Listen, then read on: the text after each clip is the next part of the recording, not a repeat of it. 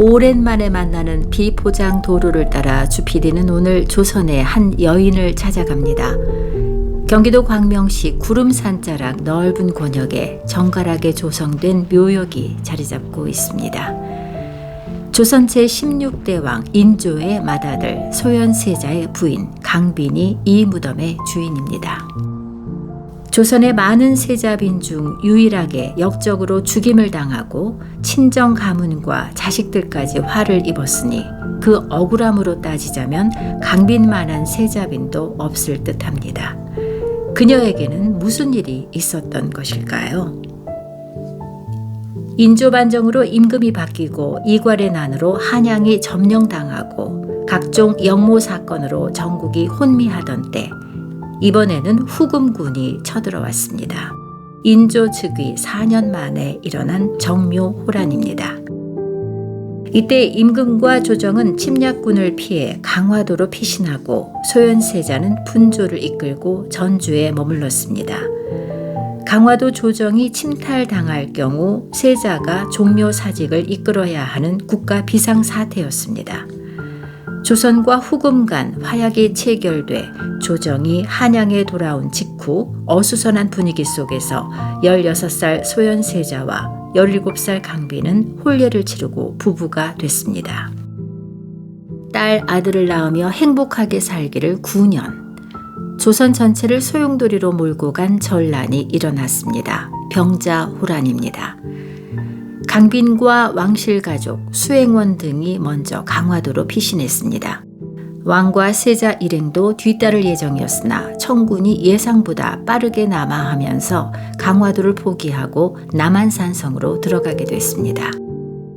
왕을 구하겠다며 각지에서 모여든 군사들이 모두 패하고 난공불락이라고 여겨오던 강화도가 함락당하고 남한산성은 혹독한 추위에 양식까지 떨어지고 결국 인조는 45일 만에 성을 나와 항복합니다.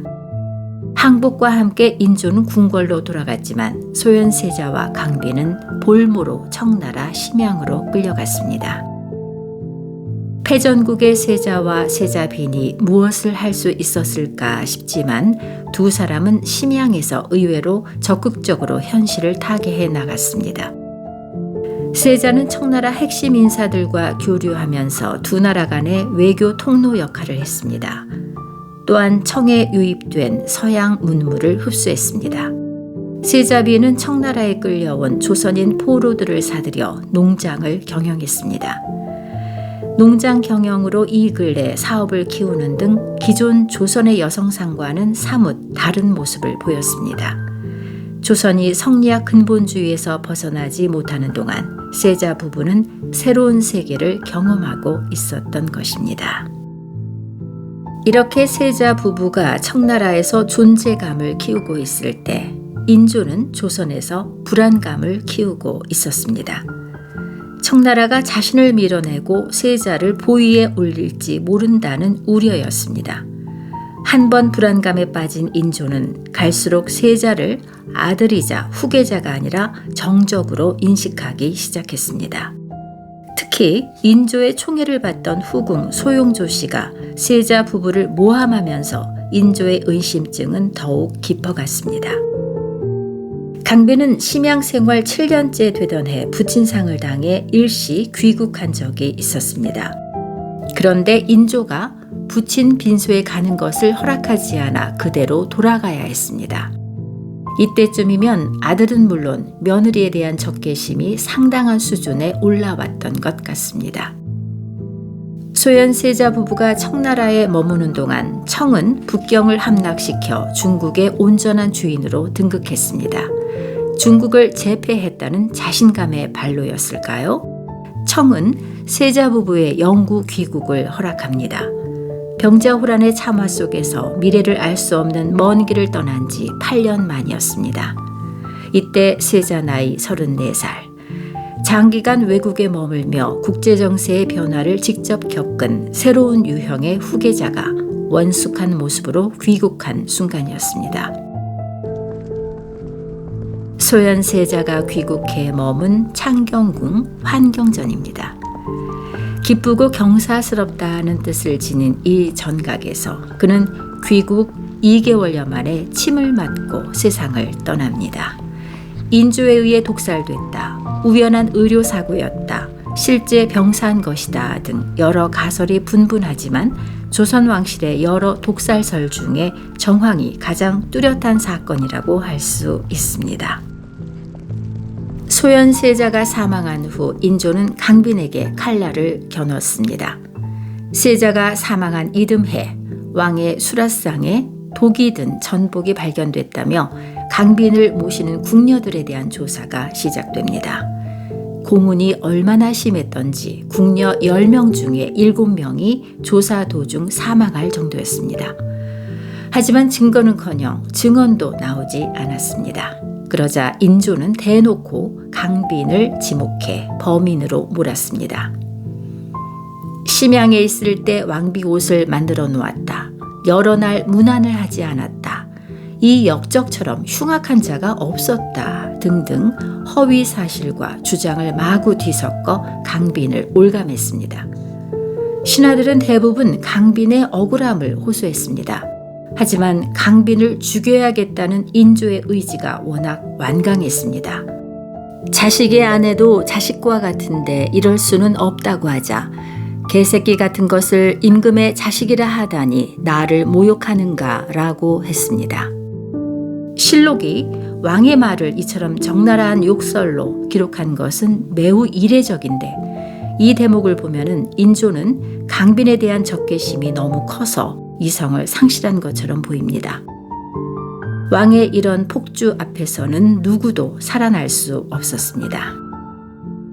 며느리를 사사한 후 인조는 강빈의 어머니와 남자 형제들을 죽이고 이미 사망한 부친은 묘를 파내 부관 참시했습니다. 강빈의 친정 집안을 도륙낸 것이었습니다. 강빈에게는 세 아들이 있었습니다. 그녀가 사사될 때 11살, 7살, 3살이었습니다. 역적의 자식이 된 이들의 운명 역시 바람 앞에 등불과도 같았습니다. 어린 세 아들은 제주도로 유배 보내졌는데 첫째와 둘째가 혹독한 환경을 견디지 못하고 1년여 만에 죽고 막내만 겨우 살아남았습니다.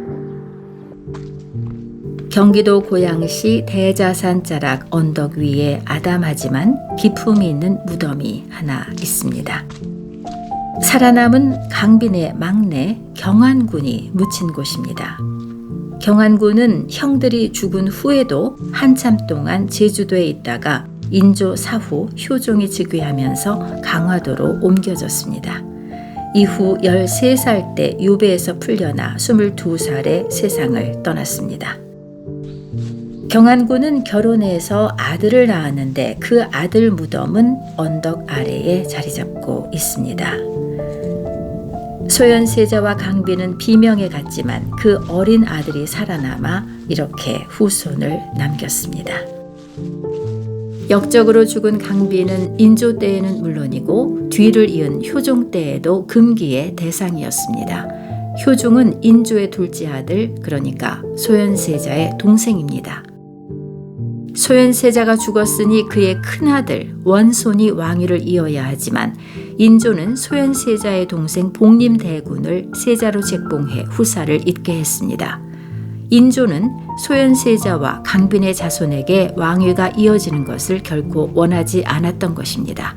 이런 왕위 계승이 법도에 어긋난다며 신하들의 반대도 빗발쳤습니다. 이런 과정을 거쳐 즉위한 효종 입장에서는 강빈이 역적이어야만 자신의 정통성이 생기는 셈이었으니 강빈의 억울함을 풀어주자는 논의에 극히 적대적이었습니다. 강빈이 억울하게 죽었다는 것은 조선 사람 누구나 알았지만 실제로 그녀가 복권된 것은 죽은 지 70여 년이 지난 숙종 말년이었습니다. 병자호라는 조선에 커다란 상흔을 남겼지만 조선 후기에 성리학 근본주의에 물들지 않은 새로운 지도자가 탄생할 기회가 될 수도 있었습니다. 그러나 그 기회는 물거품이 됐고 더하여 강빈과 가족들은 전쟁보다 더 잔인한 운명을 맞아야 했습니다. 강빈의 묘를 바라보며 생각해 봅니다. 나라와 백성의 운명을 좌우하는 지도자는 과연 어떤 사람이어야 할까요? 주피디의 역사 여행이었습니다. 고맙습니다.